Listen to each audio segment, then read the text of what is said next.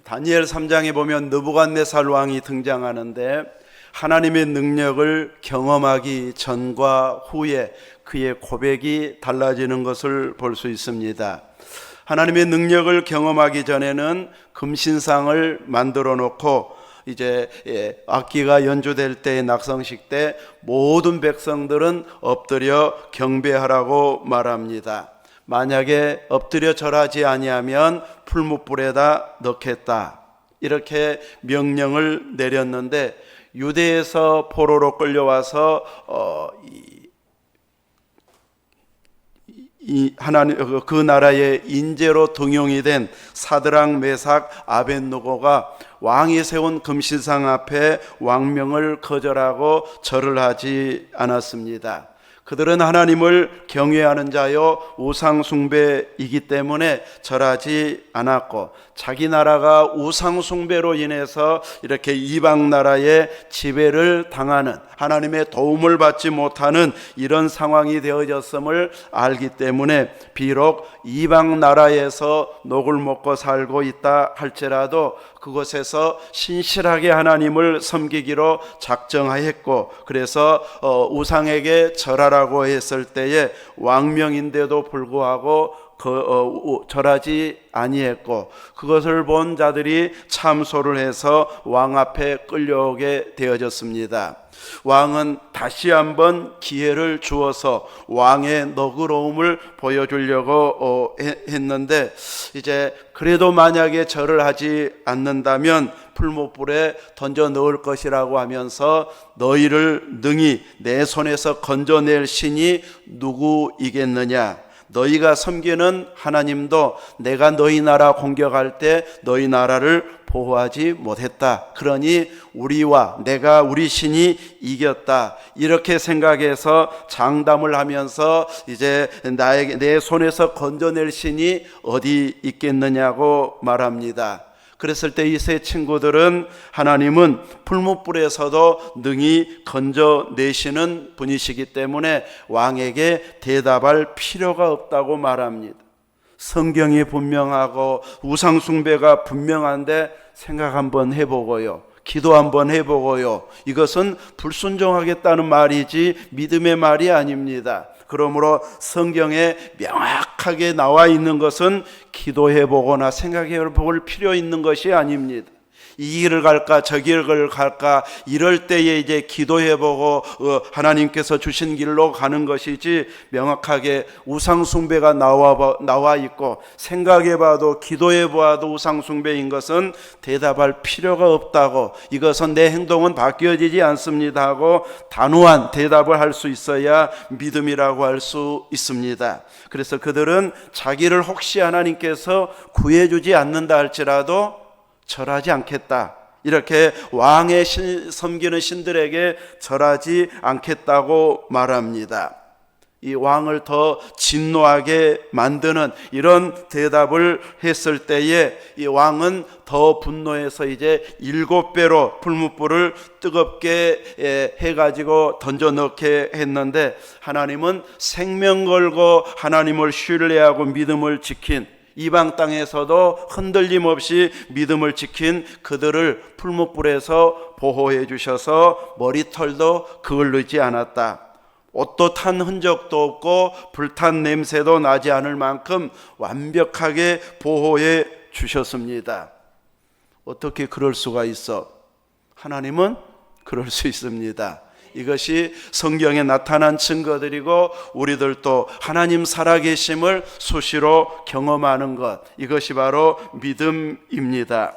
그러므로 이렇게 왕에게 있어서는 신하들이 다 보는 데서, 백성들이 보는 데서 자기 왕명을 이제 거절했기 때문에 이렇게 7배나 뜨겁게 해서 던지게 하는 이 명령이 내려졌는데, 이들을 보면서 불탄 모습을 볼 수 있는 걸로 생각했는데, 하나님의 이런 완벽한 보호, 세 사람을 던졌는데 네 사람이 불 가운데 걸어 다니는 것을 보면서 네 번째 사람은 보통 사람이 아닌 신들의 아들 같다, 이렇게 고백할 만큼 그 보호 속에서 온전히 이제 살아있는 모습으로 나오게 되어졌을 때에 그들을 향해서 이제 하나님의 살아계신 능력을 경험한 고백이 바뀌어서 한 고백을 보면 사드락과 메삭과 아벳느고의 하나님을 찬송할지로다.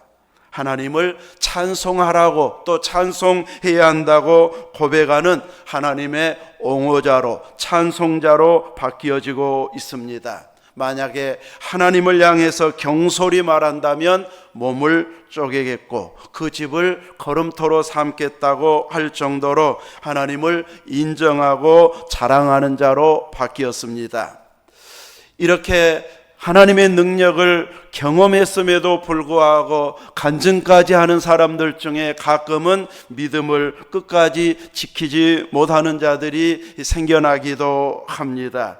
그것은 바로 이제 한 번 경험해서 신앙이 완성이 되어져 가는 것이 아니고 점점 자라가야 되는데 그 핍박이나 방해를 통해서 어려움을 통해서 고비를 넘어서지 못하는 이런 자들이 넘어지다 보니 그런 상황이 생겨나게 되어집니다.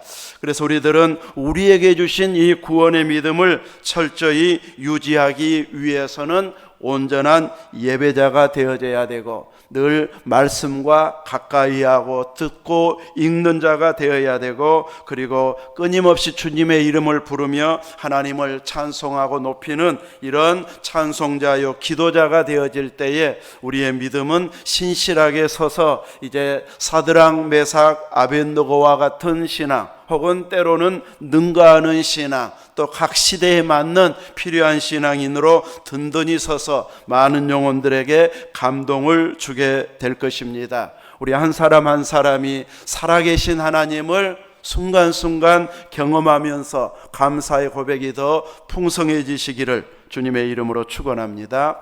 아멘. 오늘 출애굽기 1장에 나와 있는 말씀에서는 두 가지의 두려움을 보여주고 있습니다.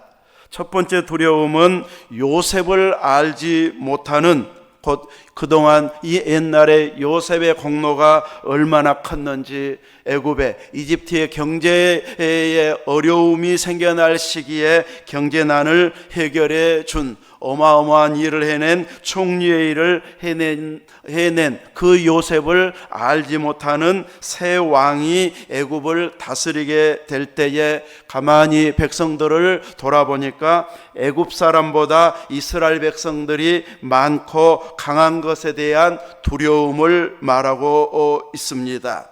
그래서 실제로 애굽 사람보다 이스라엘 백성들이 더 많지는 않겠지만 과장법을 써서 더 많은 것처럼 이렇게 표현을 하면서 만약에 전쟁이 일어날 때 저들이 우리 대적편에 들어서 우리와 싸워서 이 땅에 나갈까 두렵다. 그러니 지혜롭게 하자, 대비책을 세우자 하면서 이스라엘 백성들이 무수하게 애굽 안에서 번성된 모습을 보며 두려워하는 이제 애굽 왕의 모습을 그려주고 보여주고 있고, 또 한편의 두려움은 이 애굽 왕의 이제 대비책 중에서 히브리 산파 십부라와 부하라고 하는 사람에게 히브리 여인의 해산을 도울 때에 살펴서 아들이 나면 죽이고 딸이 나면 살려주라는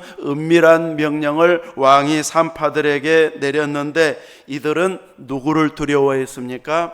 하나님을 두려워했다. 그래서 왕명을 어기고 남자 아기들을 살리는 하나님을 두려워하는 산파들의 두려움이 대조되어 오늘 출애굽기 1장에 나와 있습니다. 애굽 왕의 두려움, 산파들이 두려워하는 두려움. 애굽 왕은 이스라엘 백성들이 적과 연합해 가지고 자기들과 싸울까 두려워하고, 산파들은 하나님을 두려워하는 이런 모습으로 대조해 주면서 누구를 두려워하는 것이 참 신앙인지를 보여주고 깨닫게 해주고 있습니다. 사람을 보면서 사람에 대한 두려움을 가진 자들의 대비책은 약자들에게 더 잔인하게 이제 대하는 이런 모습으로 대책을 세워가지고 그들의 일상의 평화를 깨뜨리고 있고 정상적인 삶을 망가지게 만드는데 반해서 하나님을 두려워하는 자들의 행동은 하나님을 경외하며 하나님이 싫어하는 일은 행동하지 아니하고 하나님의 원하시는 뜻을 따라 행동을 하게 만들어 줍니다. 그래서 우리가 두려워해야 할 자가 무엇인가, 누구인가를 제대로 깨닫게 해주고 있습니다. 하나님을 두려워하고 경외하는 마음을 제외한 대부분의 두려움은 사탄이 가져다주는 것이 대부분입니다. 그래서 우리의 공동 기도 제목도 이제 두려움이 사라지고 강하고 담대한 믿음을 주옵소서. 성전된 우리 몸을 위해서 기도할 때 두려움이 사라지게 해달라고 하는 이유도 바로 두려움의 대부분은 사탄이 주고 있기 때문이고, 예수님도 두려워하는 제자들을 향하여서 믿음이 적다고 책망하고 있습니다. 두려워할 만한 환경이어서 하고 위로해 주는 것이 아니라 믿음이 없다, 믿음이 적다고 책망함으로써 그 풍랑을 보고 두려워하는 것은 이제 주님이 원하는 믿음의 행동이 아닌 믿음 없는 행동으로 책망하고 있습니다. 이렇게 두려워한다고 하는 것은 하나님이 나를 돕는 자로 서 계신다는 것을 믿지 못하는, 신뢰하지 못하기 때문에 두려워하고 있습니다. 이 일을 해결하지 못하고 또 어려워질 것이라고 하는 불안함이 있기 때문에 두려워하게 되고, 공포로 또 어려움으로 자꾸 몰아가는 생각은 사탄이 좋아하는 쪽으로 가게 되어 있습니다.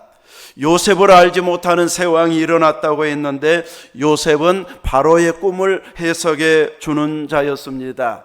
7년 동안 풍년이 들고 후에 7년 동안 또 흉년이 들게 되는데, 얼마나 흉년이 심한지 풍년을 다 잊어버릴 만큼 어마어마한 흉년이 들게 될 텐데, 이제 왕은 유능한 인재를 세워가지고 7년 풍년 때에 잘 저장해 놓아가지고 흉년을 대비한다면 그 꿈대로 되지 않고 극복하게 될 것이라, 이렇게 해석해 주었을 때 이렇게 신에 감동된 자를 어디서 찾을 수 있겠느냐 하면서 감옥에 있던 요셉의 꿈 해석하는 모습, 지혜롭게 대답해 주는 그 말을 하는 것을 보면서 바로 총리로 임명해서 그 일을 전문적으로 담당하게 하여서 이제 애굽이 경제적으로 어려움을 당할 위기에서 크게 오히려 번창해지는, 주변 나라의 식량을 사러 오는 자들까지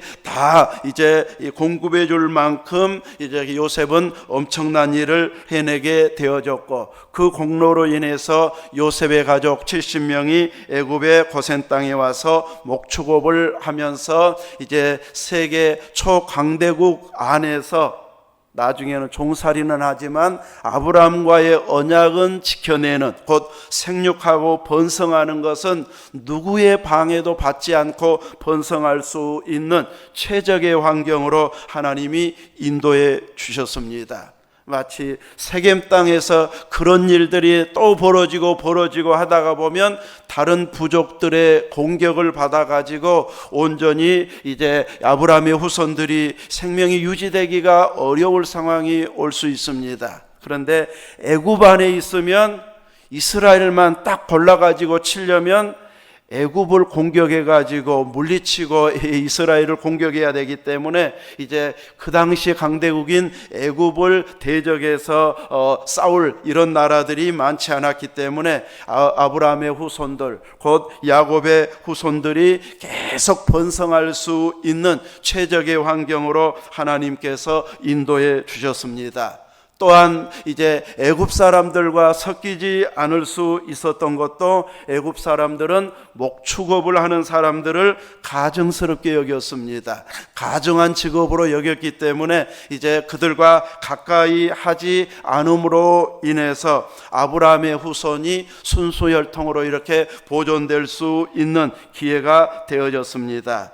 이러다 보니 이스라엘은 생육하고 번성하게 되어진 것만 새 왕이 보여지게 되고, 요셉의 공로나 또 그 시대의 요셉을 알던 사람들이 다 죽은 후세대이기 때문에 이제 왜 외국 사람들이 이렇게 많은고, 이것만 이제 보여져서 이러다가 적과 연합해 가지고 우리의 대적이 되면 안 되지 하는 두려움 때문에 세운 대책이 바로 무거운 짐을 지워 괴롭게 하고, 그래서 국고송 비돔과 라암셋을 건축하게 하고, 일을 엄하게 어려운 노동으로 생활을 괴롭게 하는 일, 곧 흙리기기나 벽돌 굽기, 농사의 여러 가지 어려운 일들을 엄하게 시켜가지고 이제 이 자식을 낳으면 오히려 더 살기가 힘들어질 만한 이런 환경이 되겠다. 앞으로 더 살아가기 힘들고 우리 후손들도 이 고생하면서 살게 할 바에는 차라리 낳지 말자. 막 이런 마음이 생겨나도록 하기를 그런 마음이 일어나기를 바라고, 아기 낳지 말자는 운동이 일어나기를 바라서 학대를 했는데, 이상하게 이스라엘 백성들은 학대를 받으면 받을수록 더 번성해지는 이런 이제 일들이 생겨남으로 인하여서 히브리 산파들을 또 은밀하게 명령을 내려서 사내 아이가 태어나면 죽이라고 명령을 내렸는데, 그들은 하나님을 두려워했습니다. 그래서 왕의 명령보다 더 센 명령이 나올 수가 없는데, 그들은 하나님을 두려워해서 왕의 명령을 어기고 남자 아이를 살려냄으로 인하여서 이스라엘 백성들의 숫자는 줄어드는 것이 아니라 여전히 번성하게 되어집니다. 그래서 왕이 불러가지고 너희들한테 명령을 내렸는데 왜 이렇게 번성하는지 이제 추궁을 했을 때 그들의 대답은, 이제 이스라엘 백성들은 애굽 사람과 다르게 건강해 가지고 이제 가보면 벌써 아이들을 다 낳아 해산해 있었습니다. 그러니 이미 태어난 아이들을 죽일 수가 없었습니다 하고 변명을 했을 때, 하나님은 그 산파들에게 은혜를 베풀어서 위기를 넘기게 해주시고 그들의 집안이 흥왕하게 해주셨다고 말씀하고 있습니다. 그래서 이 방법도 통하지 않자 왕은 이제 애굽의 모든 백성에게 명령해서 아들이 태어나면 나일강에 던지고 딸이거든 살려두라는 이런 전국적인 명령을 내리게 되어져서, 당시 나일강을 아주 신으로 섬겼던 시대이기 때문에 신에게 아들을 바치는 이런 행동을 하도록 했는데, 하나님은 그런 상황 가운데서 모세가 태어나게 하고 또 그 모세가 살게 해 주실 뿐만 아니라 애굽의 심장부인 이렇게 이 카이로 애굽의 왕궁에서 교육을 받으면서 40년 동안 자라도록 하셨다가 훗날 이스라엘을 인도해내는 이런 지도자가 되게 해주시고 있습니다. 오늘날 우리가 살아가는 이 시대에도 사탄이 가져다주는 두려움은 여전히 이 시대에도 있다는 것을 보게 되어집니다. 경제적으로 안정이 되지 않는 많은 사람들에게는 이런 어려운 시대를 계속 살아갈 때는 걱정과 근심이 점점 커지게 되어집니다. 많은 이제 사업들이 힘들어지고 직장이 힘들어져서 미래가 불안해지는 이런 상황 속에서 두려움을 안고 살아가게 되어지고, 이제 막 집값이 떨어진다고 하는데 막상 내가 살려고 하면 도시에서는 그것 모아가지고 이제 저축해서 집을 살려고 하는 것보다 값이 오르는 것이 훨씬 더 빨라버리기 때문에 내 집 마련하기가 힘들어지는 상황 때문에 두려움, 또 대출을 받아서 집을 사거나 다른 일을 해낸 사람들은 요즘처럼 이자가 많아질 때는 이자의 부담에 대한 두려움도 커가고 있습니다. 나이가 들어가면 이제 조금만 60대만 돼도 노후 대책 앉으면 노후 대책의 이야기가 나올 만큼 노후에 대한 두려움을 갖고 살고 있습니다.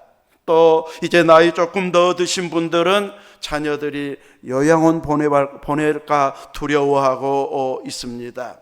제 아내도 자꾸 이제 장모님을 만나러, 어르신들을 만나러 서울을 다녀오고 있는데 울기도 하고, 아무튼 이런 모습을 보면서 참 마음 아파하고 내려오게 되는데, 이런 이제 노후에 대한 두려움, 요양원에 보낼까 하는 두려움, 어쩌면 혼자 있는 것보다 더 잘 보살펴 주는데도 불구하고 거기 가면 꼭 죽을 때 가는 것처럼 생각하는 이런 두려움들이 커가고 있는 시대에 우리가 살아가고 있습니다. 젊은 세대는 결혼에 대한 두려움, 자녀 교육에 대한 두려움으로 인해서 출산율이 최저로 떨어지고 있는 이런 상황으로 가고 있고, 또한 취업에 대한 두려움이 커가고 정직원이 되기가 요원한 이런 상황 속에서 두려워하고 있는 이런 시대를 우리는 살아가고 있습니다. 여러분들이 어렸을 때, 또 제 나이로만 해도 어렸을 때는 전기도 들어오지 않았습니다. 논밭을 갈 때는 쟁기로 논밭을 갈고, 그리고 농사를 지었습니다.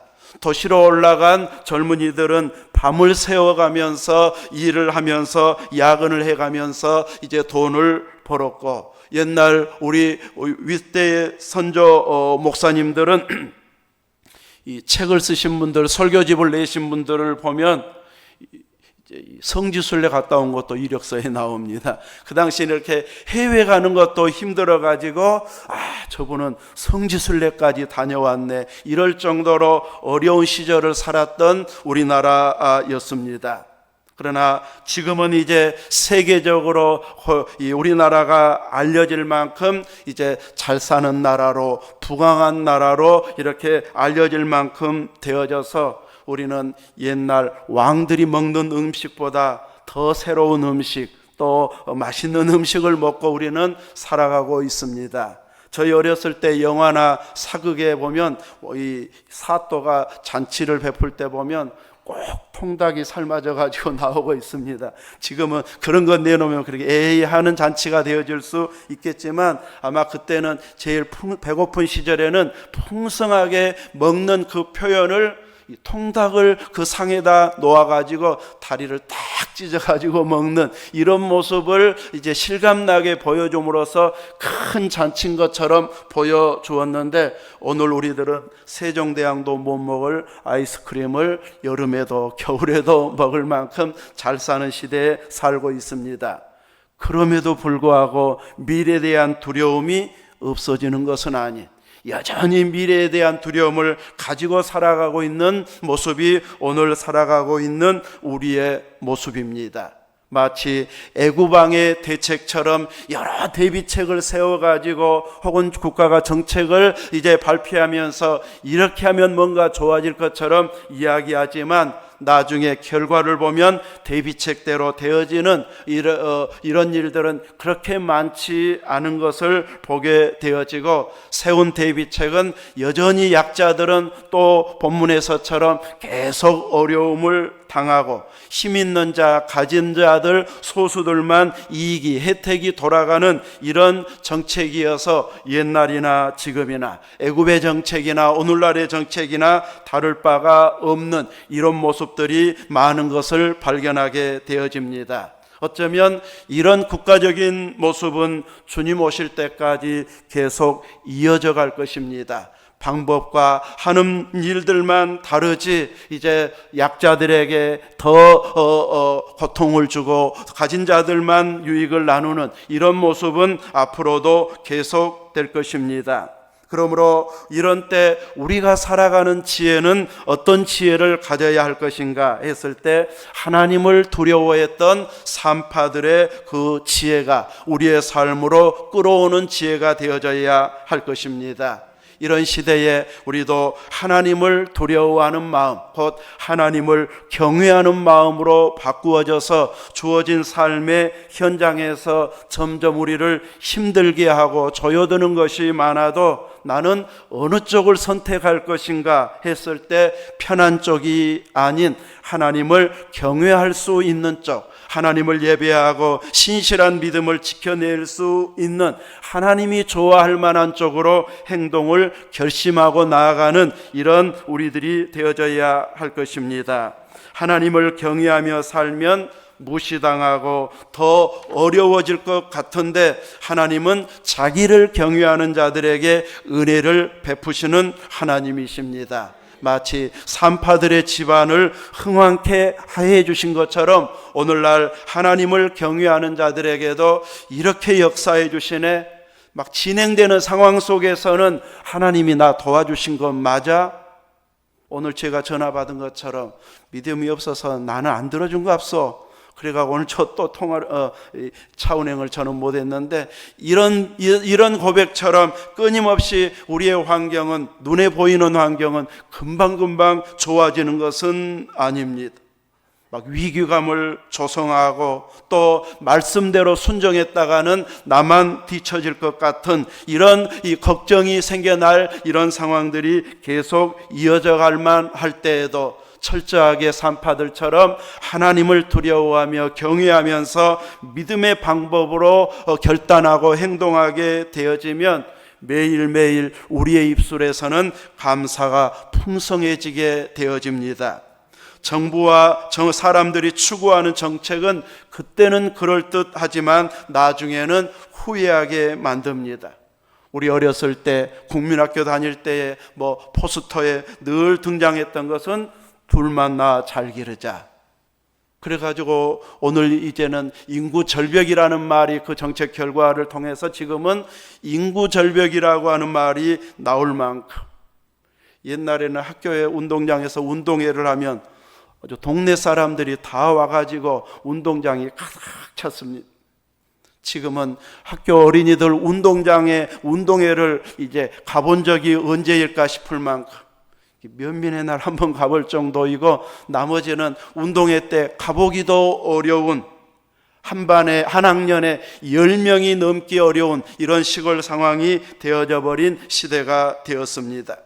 그러므로 사람의 방법을 동원해서 이렇게 하면 되겠지 하는 이런 대책들은 결코 바람직한 대책이 되지 못한다는 것을 보여주고 있습니다. 성경은 변함없이 생육하고 번성하는 것이 복이라고 말씀합니다. 아담에게도 노아에게도 또 이 시대에도 생육하고 번성하는 것이 성경적이고 하나님이 주신 약속임을 알고 하나님을 두려워하는 자로 사는 우리들이 되어져야 할 것입니다. 하나님을 두려워한다고 하는 것은 무서워 벌벌 떤다는 말이 아닌 하나님을 경외하며 말씀대로 순종하며 산다고 하는 의미가 되어집니다. 하나님은 말씀하시면 틀림없이 지키시는 하나님이십니다. 사람은 철석같이 약속해도 그 약속을 지키지 않습니다. 손에 장을 지진다는 사람, 이름을 바꾸겠다고 하는 사람, 장관직을 걸겠다고 하는 사람, 얼마 안 가면 다 거짓말로 탄로낼 때가 얼마나 많은지 모릅니다. 그러나 하나님은 약속하시면 틀림없이 지키시는데 어떤 때는 우리 대를 넘어서서 이루시기 때문에 우리는 그 답을 못 보고 넘어가 버리는 경우가 있어서 혹시 안 들어주시더라 이런 마음을 가질 수 있는데, 실은 하나님은 틀림없이 이루시는 분이십니다. 아브라함에게 자식을 주겠다고 해놓고 100세 주실 줄 누가 알았겠습니까? 이렇게 하나님은 나중에야 주시고 가나안 땅을 주시겠다고 약속했는데, 이제 아브라함 때는 아내 장례를 치르기 위해서 바설산 막벨라 굴이 있는 그 밭밖에 자기 땅으로 주어지었고, 나머지 가나안 땅은 여전히 자기 땅이 아니었습니다. 그런데 하나님의 약속은 여전히 이제 실효되지 않아서 이제 나중에 모세 때의 출애굽에서 여호수아 때 정복해 가지고 약속의 땅을 이제 4대 만에 들어가게 되어지는 것을 보여주면서 하나님은 틀림없이 약속을 지키시는 분으로 보여주시고 있습니다. 그래서 우리가 하나님을 경외한다고 하는 것은 말씀을 읽고 들으면서 이 말씀대로 순종하는 것이 하나님을 경외하는 자의 자세임을 알고 끊임없이 말씀 순종의 삶을 살아가야 할 것입니다. 하나님의 말씀에 순종하는 것이 세상 통치자들이나 각 분야의 전문가들의 말보다도 말씀 순종하는 자들이 결국은 승리하고 하나님께서 흥왕케 해주시는 이런 결과를 보게 될 것입니다. 예수님은 우리가 두려워하는 사탄이 두려움을 주는 이 사탄의 머리를 깨뜨리신, 부활로서 깨뜨리신, 죽음을 이겨내고 부활하신 예수님의 승리를 우리에게 공급해 주셨습니다. 그래서 우리는 예수님의 승리로, 부활로 말미암아서 세상이 평강이 없을 것 같은데 우리는 주님이 주신 평강을 유지하고 누리면서 세상을 살아갈 만하게 살아가고 있고, 우리의 주어진 환경 속에서 하나님이 살아계시고 나를 돕고 계신다는 것을 고백할 수 있는 은혜의 환경으로 우리를 인도해 주시고 있습니다. 여전히 하나님은 살아계시고 여전히 하나님은 말씀을 이루시는 하나님이십니다. 미래에 대한 두려움 때문에, 걱정 때문에 정작 준비해야 할 천국 준비를 소홀히 하는 자가 되어져서는 안 될 것입니다. 요양 가면 어쩌나 그 걱정할 시간에 우리 믿음의 사람들은 더 천국을 소망하면서 한 영혼을 위해서, 자녀선을 위해서, 교회를 위해서 기도하는 것이 천국을 준비하는 삶이요 신부로서 단장하는 이런 모습인 것을 알고 그 영광스러운 신분에 걸맞는 기도와 믿음의 표현과 고백을 우리들이 하면서 산파들처럼 하나님을 두려워하는, 경외하는 이 믿음으로 살아가게 된다면 우리들이 세상 사람들보다 훨씬 더 막 다 믿는 사람이 잘 사는 것은 아닌데 그들보다 훨씬 더 행복하고 또 평안을 누리는 이런 믿음의 승리는 분명하게 보일 수 있게 살게 될 것입니다. 여러분 안에 세상 사람들이 두려워하는 두려움이 아닌 오직 하나님만을 경외하는, 하나님을 두려워하면서 사랑하면서 경외하는 이 믿음으로 가득 채워지는 은혜가 있기를 주님의 이름으로 축원합니다. 아멘. 기도하겠습니다.